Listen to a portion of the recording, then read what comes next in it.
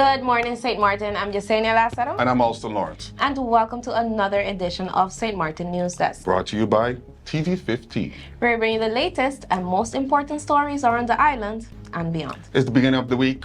It's going to be a long week. But first, let's dive into our top headlines.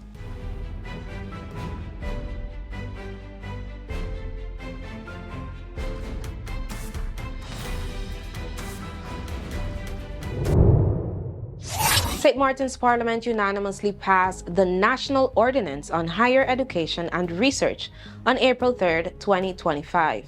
Education Minister the Honorable Melissa Gomes called it a long overdue milestone, noting it should have been existing from before institutions like USM and AUC were founded.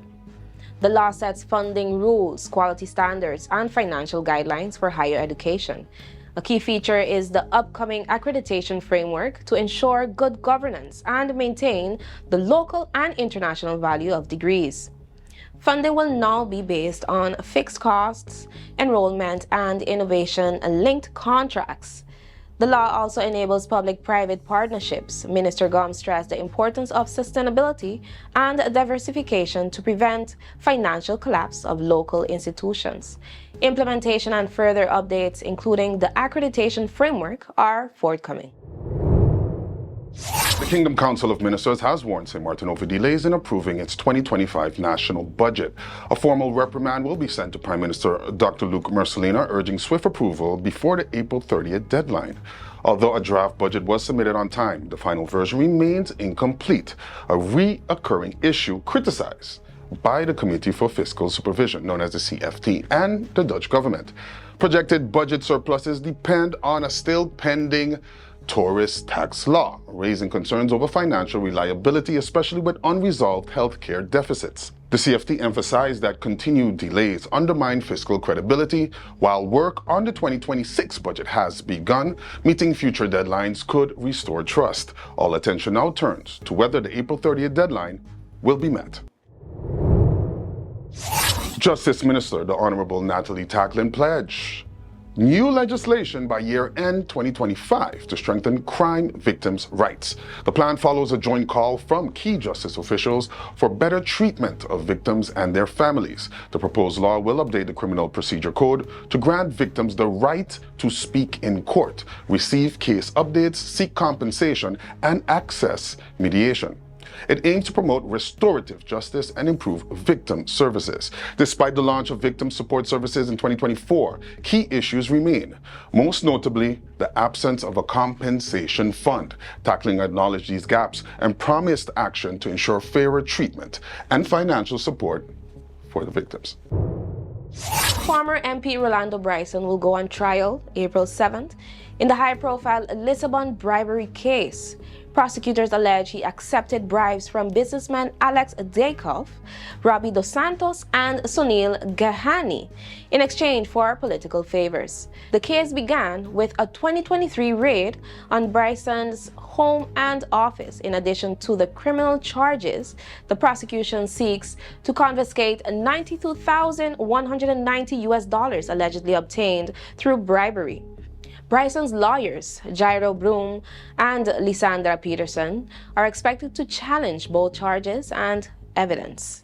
Authorities say the case reflects a broader fight against political corruption. The trial is seen as a major test of St. Martin's justice system and public accountability. This is an exclusive release.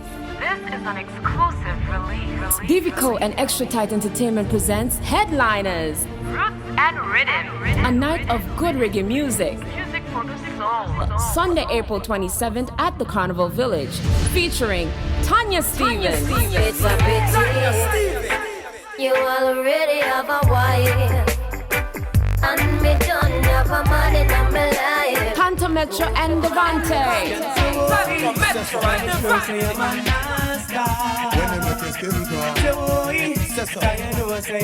Richie Spice. Big deal. You're my friend, I'm a big deal.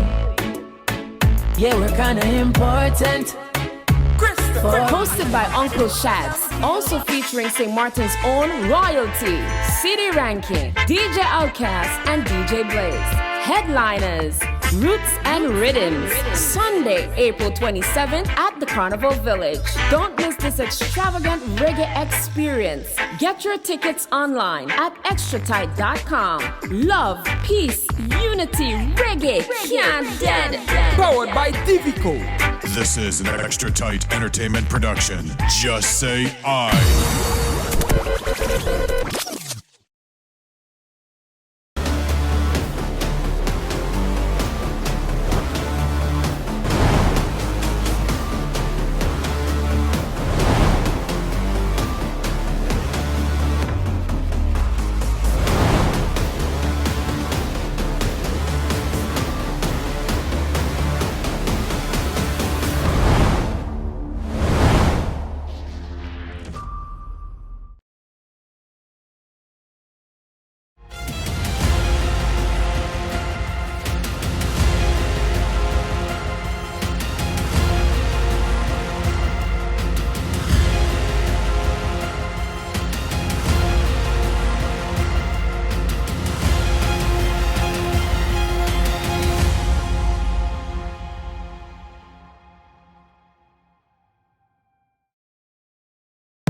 Let's put everything on the table.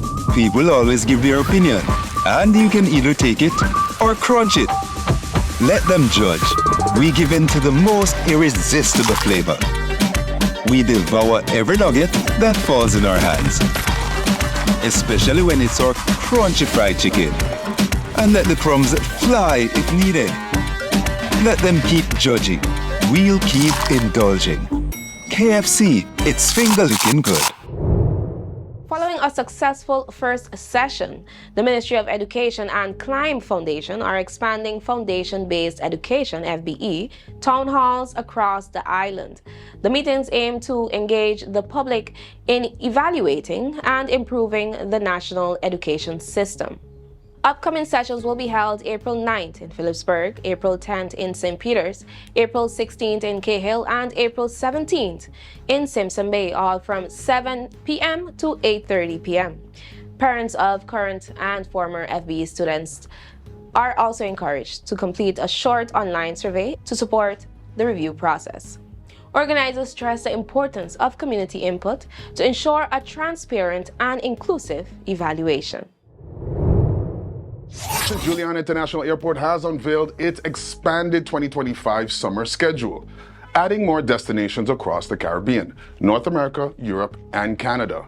The update announced at the Smart 2025 event aims to meet rising travel demand. New direct flights include Barbados, St. Lucia, and St. Vincent, with Montserrat negotiations away. Additional service to Aruba, Bonaire, and Curacao is also planned. Travelers are urged to book early to secure preferred dates. Princess Juliana International Airport is positioning itself as a key regional hub, enhancing connectivity and supporting tourism growth in the northeastern Caribbean. His Excellency Governor Ajamu Baly has wrapped up a busy working visit to the Netherlands from March 21st to the 29th, meeting with top Dutch officials to discuss defense, climate justice, and kingdom relations. He also addressed practical issues affecting St. Martiners, including student housing, sustainable energy, and staffing for the new prison. At the Caribbean Career Fair in Amsterdam, the governor promoted skilled migration back to the island. Baly also explored data improvements with the CBS and discussed historical reparations at the Dutch Central Bank. Calling the trip intense but fruitful, he emphasized the value of kingdom cooperation. St. Martin Medical Center, SMMC, hosted a lecture in collaboration with Jehovah Witnesses on patient care respecting religious beliefs, especially regarding blood transfusions. The session emphasized the use of advanced directives and ethical patient-centered care. Dr. Emeka Bird-Lake said the initiative supports international standards and ties into St. Martin Medical Center's goal for Joint Commission International Accreditation. She noted that informed patients are often experiencing better outcomes. All St. Maarten Medical Center patients have the right to dignified, personalized care. The hospital thanked the Jehovah Witnesses Hospital Liaison Committee for its contribution. The deadline to submit 2024 income tax return forms A and B has been extended to June 30th, 2025. Invitations are being sent by regular mail. If you don't receive one, you must request it. Forms are available online at the Government of St. Martin's website. Taxpayers must submit forms in person at the Tax Administration Office located in the Vineyard Building. Online or email submissions are not accepted. For proof of submission, bring a copy to be stamped. Taxpayers who need an extension must request it before June 30th, 2025.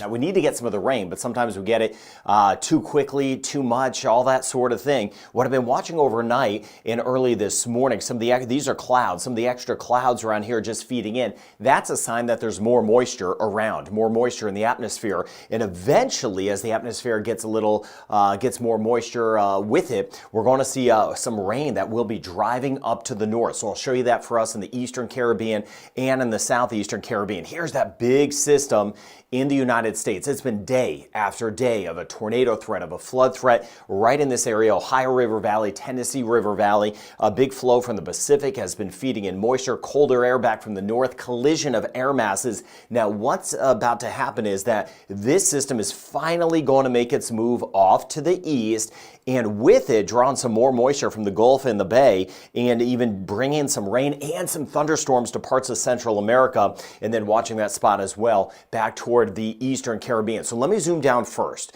We have a lot to cover, and then I'll start to expand out, get into the wave heights, the rain totals specifically. You see some of the scattered showers possible today. Trinidad and Tobago, for the most part, St. Lucia, Barbados, it would be to the south, hit or miss Grenada, St. Vincent, the Grenadines. By tomorrow, you see a few of the showers starting to lift to the north. It's not a washout. That's the thing. Some of us are going to get some rain, others not a whole lot. I know we need to fill up the cisterns and spots. A lot of us need the rain, but by Tuesday, that's when we'll see a better chance. Tomorrow into Tuesday, again, some spots dry, others getting some rain. It'll be on the move. And then even by Wednesday, some of this is going to feed up to the north. So we have a decent chance of rain from Dominica, Martinique, St. Lucia, Barbados, St. Vincent, the Grenadines, Grenada, Trinidad, northeastern Venezuela, just not all at once and not constantly. So zooming down to just get a feel of some of the potential rain totals here. Here's Trinidad and Tobago, and you see this spot of white here, especially over toward Tobago. That is showing 100 millimeters of rain or 4 inches of rain.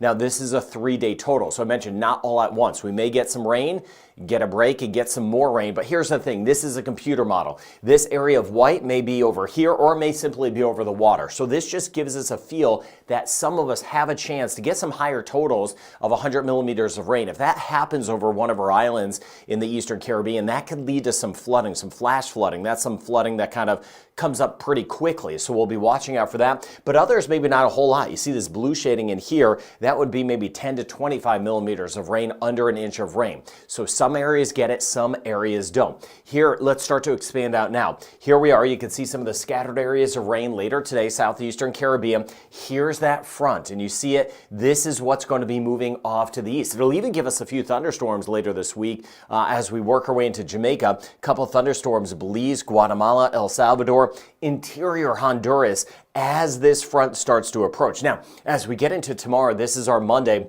and you see a couple of things here. One, there's that moisture, Guyana and Suriname, that I've been tracking the last few weeks, lifting to the north, and then here comes that front. That'll drive a severe weather threat over toward Florida, and eventually even some stronger storms possible, northern Bahamas. But look at the rain picking up near Merida, Campeche, Cozumel, Cancun, not all day. Rain picking up Belize, Honduras. This here is on Tuesday, so you see that this is with that front that's moving in, and that could even give us a few scattered areas of rain and storms, Cayman Islands and Jamaica, just as that front front approaches, and there's that rain. St. Lucia, Barbados, the chance of it, trying to lift up toward Guadeloupe, Dominica, seeing that chance of rain. You see it just kind of feeding in, and we'll see if this shakes out. This is down the road. We'll see how close some of this rain gets to us in St. Kitts and Nevis, Antigua and Barbuda. And now as this front moves into the Bahamas Tuesday to Wednesday, chances of some scattered showers and storms. Cuba, Cayman Islands, Jamaica, on the edge of Haiti and the Dominican Republic. Still that pocket of rain over toward Honduras, down through Nicaragua. But this is a change, right? We are getting very close to the hurricane season now.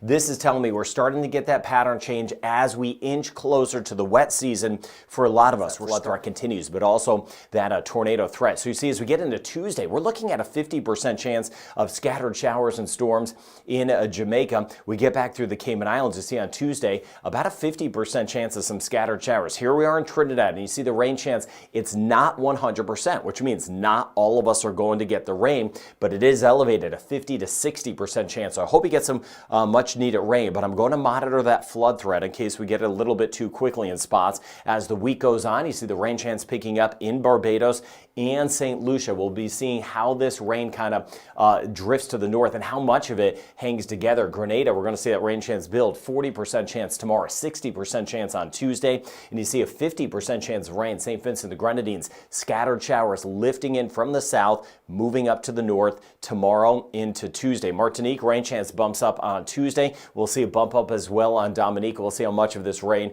kind of hangs together. 30 to 40% chance in Guadeloupe the next couple days. Next few days, Antigua, Barbuda, mainly on the dry side, and a 20 to 30% chance. St. Kitts and Nevis in Montserrat. Rain chance staying low. Anguilla and St. Bart's, generally a lot of sunshine.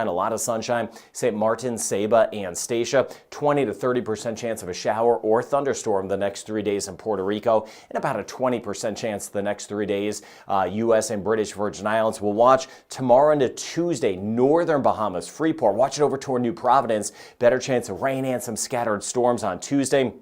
Turks and Caicos, though, were mainly dry, 20 to 30% chance of a shower or thunderstorm in the Dominican Republic. Rain chance pretty low in Haiti, kind of in between systems. One area of rain to the east, one back to the west. But Belize, you see our rain chance bouncing up. I'll be watching your comments. Leave your location, no matter where you are, leave your location if you do get some rain as we continue with this weather community so some folks could see what we're getting, what we're not getting in spots. Aruba, Curacao, and Bonaire, where we also need some rain. There's been a few spotty showers nearby the next last few days, but rain chance holding at about 20 to 30% chance. Guyana and Suriname, there's that high chance. Suriname the next 2 days, still that 70% chance of rain. That is the rain that is lifting up to the north. Cuba will be watching that front move by, especially western and central sections deeper to the week with some scattered areas of rain. Costa Rica, Panama, 50 to 60% chance of scattered showers. Nicaragua, we're up to 50% chance on Tuesday and a 50% chance in Honduras as we work our way into Tuesday. I'll monitor that flood threat. Guatemala and El Salvador, you see with that front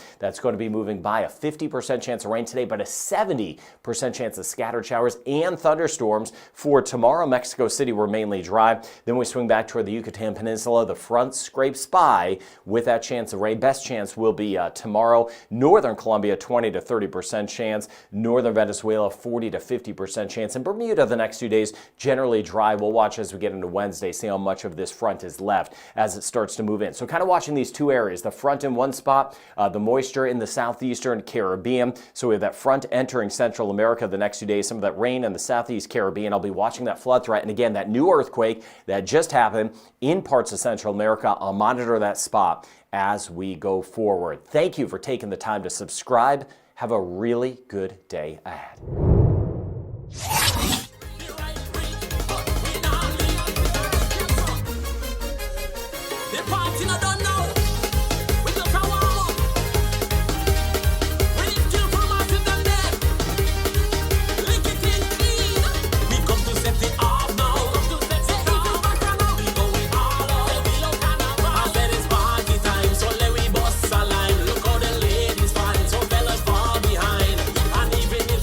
Show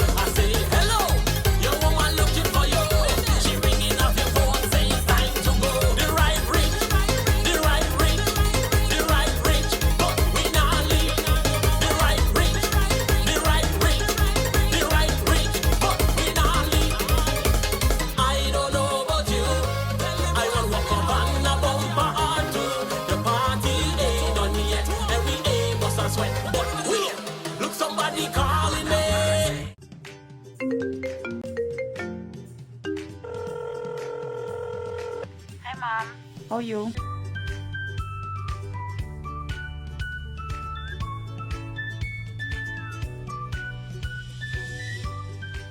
But Mom, you finished all your minutes yet? No, girl. TEATT has new postpaid plans and automatically upgraded my postpaid package.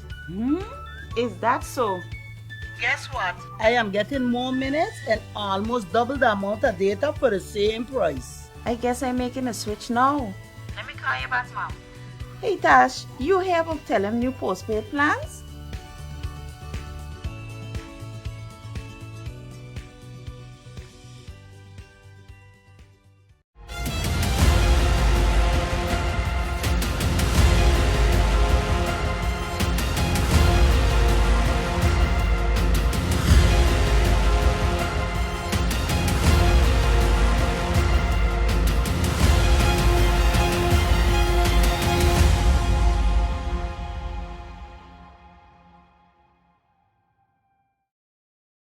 This is an exclusive release. This is an exclusive release. Divico and Extra Tight Entertainment presents Headliners, Roots and Rhythm. a night of good reggae music. Music for the soul. Sunday, April 27th at the Carnival Village, featuring Tanya Stevens, It's a pity you already have a wife, and me don't have a man in my life. Kanto Metro and Devante.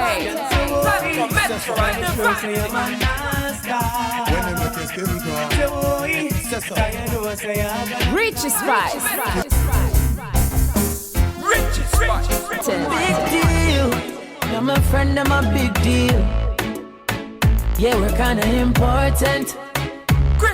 Hosted by Uncle Shads, also featuring St. Martin's own royalty, City Ranking, DJ Outcast, and DJ Blaze. Headliners, Roots and Rhythms, Sunday, April 27th at the Carnival Village. Don't miss this extravagant reggae experience. Get your tickets online at extratight.com. Love, peace, unity, reggae, can't dead. Powered by Divico. This is an Extra Tight Entertainment production. Just say I.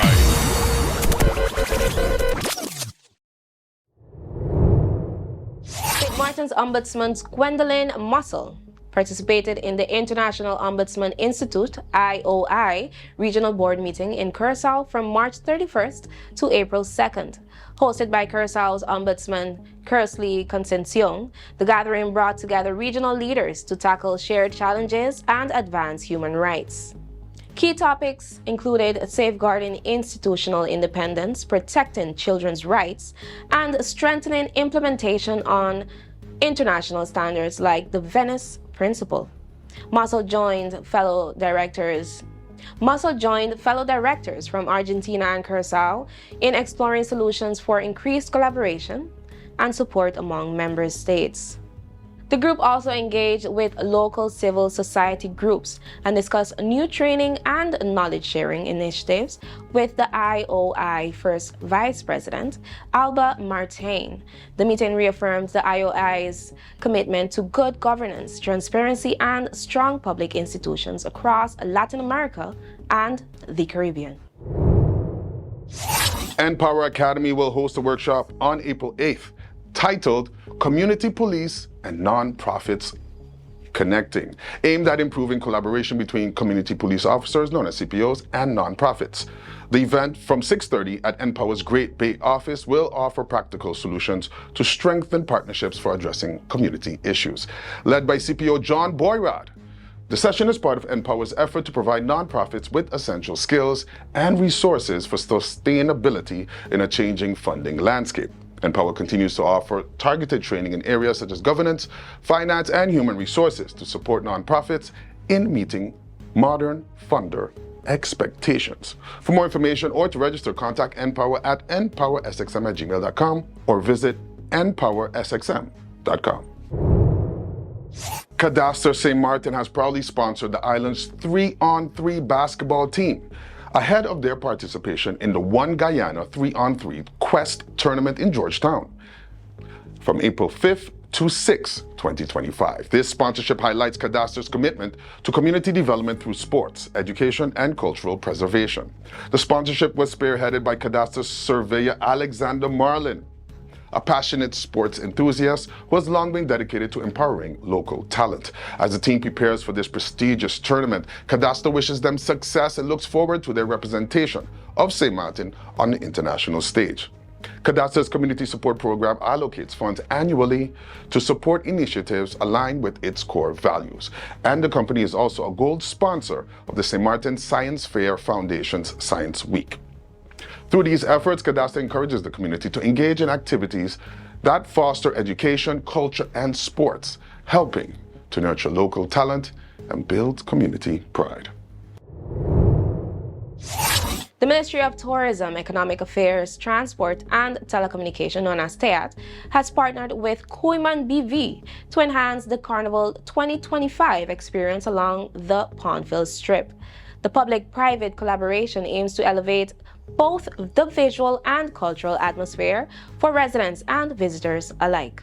Kooyman has provided beautification packages to 27 participating booth holders, which include paint, lighting, and sun covers, ensuring a vibrant and cohesive display that reflects St. Maarten's cultural heritage. The company will also introduce the Kooyman Link-Up Corner, a relaxing space featuring picnic tables, shaded areas, and art installations for family-friendly carnival experiences. The Minister of TEATT emphasized that the initiative is about celebrating St. Maarten's carnival culture. Booths will be judged on design, with the best receiving a free spot at Carnival 2026. This marks the first formal collaboration between TEATT and Kooyman, with both looking forward to future partnerships. That's all the time we have for today's edition of St. Maarten News Desk. Thank you for joining us. Remember, new episodes premiere every Monday, Wednesday, and Friday at 8 a.m. on TV 15, our social media platforms, and all Alexa devices globally. I'm also Lawrence. And I'm Jasenia Lassiter, wishing you an amazing week. See you next time. I'm going to start off the week properly. Stay friendly. St. Maarten.